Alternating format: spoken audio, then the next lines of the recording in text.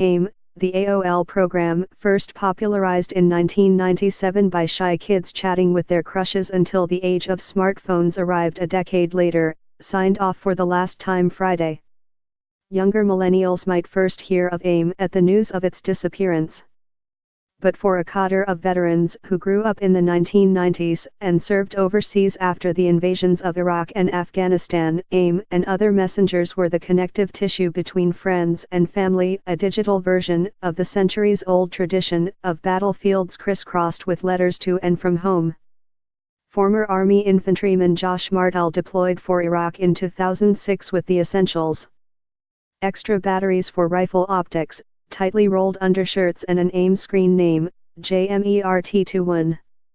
By then Iraq's sprawling, forward-operating bases hosted internet cafes in hastily built shacks and tents, often staffed with local citizens or American contractors. Essentially all the computers had AIM installed, giving Martell and others an instant line of communication to anyone who happened to be logged on at the same time.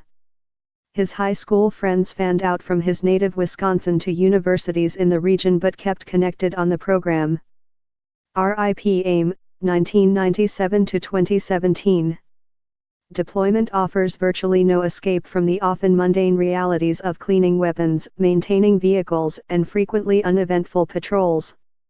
Instant messaging was seismic in the ways it allowed troops to leave behind the war for slivers of time, hunched at dust-caked monitors and typing at keyboards slick from overuse and skin oil. AIM was an escape to feel like I was away, but not away at war, Martell said, like I was any other college kid.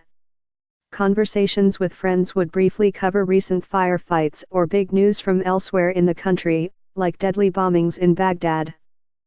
But there was an unspoken agreement that describing vivid details was mostly taboo, a subtle waltz between acknowledging the war and a subtle avoidance of its morbid undertones. Besides, Martell preferred discussing moments from recent Green Bay Packers games or how college was going for his friends. It was a modern way of an ancient balancing act. Dan Lamott at The Washington Post recovered a cache of hundreds of letters between four brothers written throughout World War II and its aftermath. The letters describe harrowing combat. But they also discuss baseball, the condition of cars left behind and how their parents kept busy. AIM worked well in a simpler internet age. Users registered screen names and signed onto AIM to chat with users who were also online.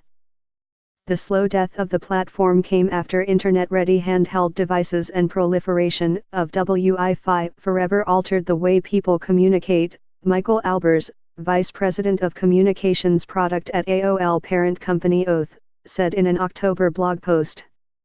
Brothers in Arms, Four Brothers and Their Letters from World War II. Part of Ryan Gallucci's job as a civil affairs soldier in Iraq in 2003, shortly after the invasion, was to shore up utility access like water, electricity, and in the digital age, internet access. He became acquainted with locals who ran an internet cafe in Konakan, on the Iranian border, and stopped by in body armor to check email and log on to AIM.